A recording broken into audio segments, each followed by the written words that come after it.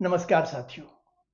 ईश्वर की कृपा और आप दर्शकों के सहयोग से हम पावन सप्ताह की रोमांचक यात्रा के इस मुकाम तक पहुंचे हैं। मुझे इस बात का संतोष है कि पूरे वर्ष हर शनिवार मैं आपसे जुड़ पाने में सफल रहा, चाहे मैं दुनिया के किसी भी कोने में था।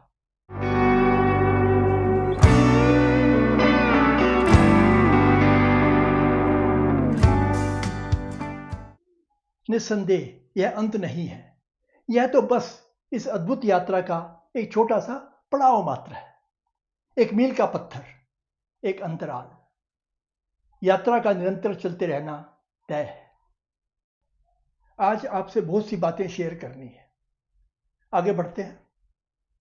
एक कहावत है कि पढ़ने और सीखने के लिए उम्र की कोई बाधा नहीं होती। व्यक्ति जीवन भर सीखता और बढ़ता रह सकता है।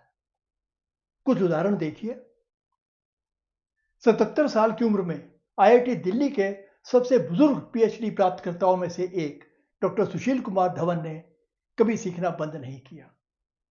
उज्जैन की शशिकला को 80 साल की उम्र में संस्कृत में पीएचडी की उपाधि दी गई। और देखिए, चेन्नई के 90 वर्षीय पॉल सिरोमोनी ने अपनी पीएचडी अर्जित की। यदि यह काफी नहीं है तो वे ब्रिज सरे के एक 95 वर्षीय व्यक्ति की कहानी सुन लीजिए। उन्होंने किंगस्टन विश्वविद्यालय से सबसे उम्रदराज स्नातक होने का रिकॉर्ड तोड़ दिया है। सेवानिवृत्त मनोचिकित्सक डॉक्टर डेविड मार्जोट ने किंगस्टन विश्वविद्यालय से आधुनिक यूरोपीय दर्शन शास्त्र में एमए पूरा किया और 93 वर्षीय व्यक्ति द्वारा बनाए गए रिकॉर्ड को तोड़ दिया। डॉक्टर मार्जोट अब पीएचडी करने पर भी विचार कर रहे हैं, जिसे पूरा करते समय उनकी उम्र 102 वर्ष की हो सकती है। और दोस्तों, अगर सीखने की बात करें तो औपचारिक शिक्षा तो केवल एक पहलू है। हैरियट थॉमसन एक कैंसर सर्वाइवर थी, जिन्होंने 76 साल की उम्र में अपनी पहली मैराथन रेस दौड़ी और 91 साल की उम्र में अपनी 15वीं मैराथन पूरी की और अमेरिकी इतिहास में दूसरी सबसे अधिक आयु की मैराथन धावक बन गई। द्वितीय विश्व युद्ध के अनुभवी खिलाड़ी मोहर कीट ने 88 साल की उम्र में बंजी जंपिंग शुरू की और सन 2010 में 96 साल की उम्र में दुनिया के सबसे उम्रदराज बंजी जंपर बन गए। अनगिनत उदाहरण है, अत्यंत प्रेरणादायक। मित्रों, इस यात्रा की अंतिम टिप से पहले देखिए अपना चिर परिचित रिमाइंडर।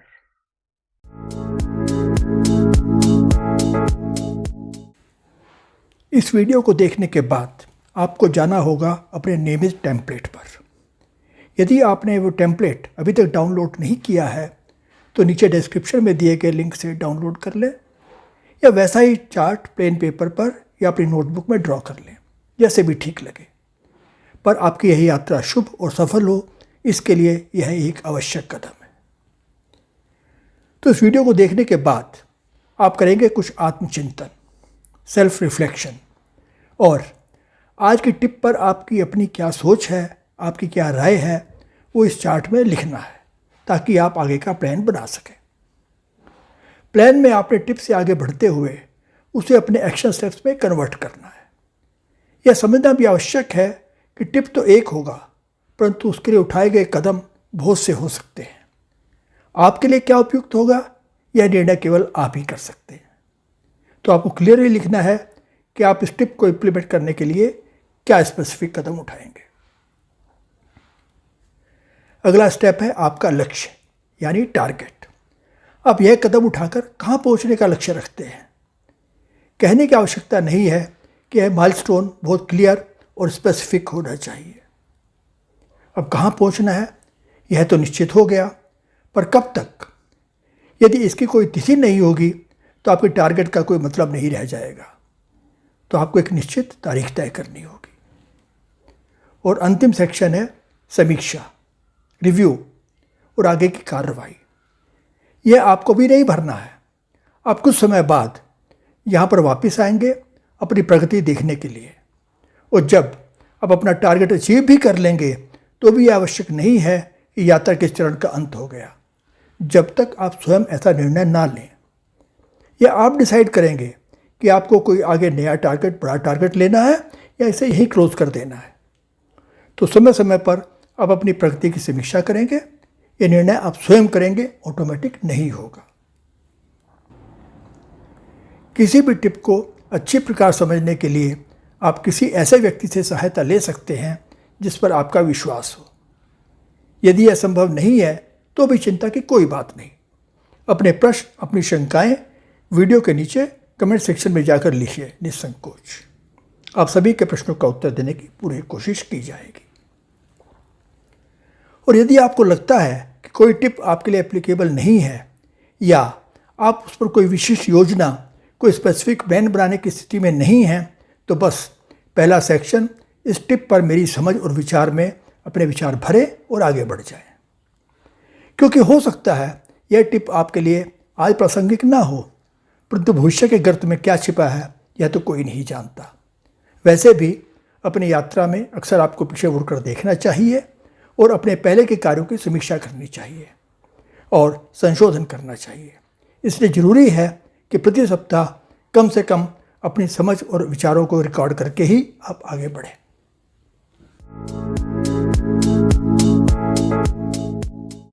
हमारी आजीवन सीखते रहने के प्रयासों में एक नया आयाम जोड़ती है आज की टिप। व्यक्तिगत विकास एक आजीवन प्रक्रिया है, इसलिए आवश्यक हो जाता है कि आप अपने दीर्घकालिक व्यक्तिगत दृष्टिकोण पर निर्णय लें। उसी के अनुरूप अब जो मायने रखता है उस पर ध्यान केंद्रित करने और काम करने का निर्णय लें। उचित प्रगति करने के बाद अगला माइलस्टोन निर्धारित करें और आगे बढ़ते रहें। इन सभी को एक साथ रखने से एक एकीकृत दृष्टिकोण में मदद मिलती है। विरोधाभास दूर होते हैं और यह आपकी प्रगति में महत्वपूर्ण सहायक हो सकता है। इस संदर्भ में हम विचार करेंगे 4 बिंदुओं पर। नंबर 1, दीर्घकालिक दृष्टिकोण का महत्व समझें। Understand the importance of a long-term perspective. आपकी दृष्टि, आपका विजन, यह एक बड़ी तस्वीर है कि आप क्या बनना चाहते हैं और जीवन में क्या हासिल करना चाहते हैं। सही मायने में यह आपका मार्गदर्शक सितारा है। इससे आपको दिशा और उद्देश्य मिलता है। यह आपको ऐसे विकल्प चुनने में मदद करता है जो आपके दीर्घकालिक लक्ष्यों के अनुरूप हों। उदाहरण के लिए, यदि आपका विजन डॉक्टर बनने का है तो आपके शैक्षिक विकल्प क्या होंगे, आप करियर कैसे चुनेंगे, यह सब स्वाभाविक रूप से उस लक्ष्य के अनुरूप होगा। पर इस बात का ध्यान रखिए कि इस मामले में बहुत जल्दी एकदम कठोर हो जाना उचित नहीं है। जैसे जैसे आप सीखते हैं और आगे बढ़ते हैं, आपकी दृष्टि, आपका विजन विकसित होता जाता है। नंबर 2, प्राथमिकताएं निर्धारित कर उन पर ध्यान केंद्रित करें। Set priorities and focus on them. जबकि विजन दूरी में प्रकाश स्तंभ है, आपका वर्तमान ध्यान निकटतम जल में नेविगेट करने जैसा है। विचार करें कि अब क्या मायने रखता है। अपने दीर्घकालिक दृष्टिकोण को छोटे, प्राप्त करने योग्य लक्ष्यों में विभाजित करें। पहचानें कि आपको कौन से कौशल विकसित करने की आवश्यकता है, आपको कौन सा ज्ञान प्राप्त करने की आवश्यकता है और आपको अभी कौन से कार्य करने की आवश्यकता है। विजन की विशालता में आपके खो जाने की, अभिभूत होने की संभावना रहती है। यह लेजर फोकस उससे बचने में आपकी सहायता करेगा। नंबर 3, मील के पत्थर और निरंतर प्रगति की शक्ति को पहचानें। Recognize the power of milestones and continued progress. मील के पत्थर को अपने रास्ते पर सीढ़ी के रूप में देखिए। प्राप्त करने योग्य मील के पत्थर निर्धारित करने से आप प्रेरित रहते हैं और इससे आपको उपलब्धि की भावना मिलती है। जैसे ही आप प्रत्येक मील के पत्थर तक पहुंचे, अपनी प्रगति का उत्सव मनाएं। पूर्णता की प्रतीक्षा न करें, समय समय पर सुधारात्मक कार्रवाई करते रहें। मुख्य बात है गति बनाए रखना और आगे बढ़ते रहना। नंबर 4, एक एकीकृत दृष्टिकोण बनाएं, विरोधाभासों को दूर करें। Create an integrated approach. Overcome contradictions. जब आप दीर्घकालिक दृष्टिकोण, स्पष्ट विजन रखते हुए वर्तमान कार्यों पर ध्यान केंद्रित करते हैं तो इससे एक एकीकृत दृष्टिकोण बनता है।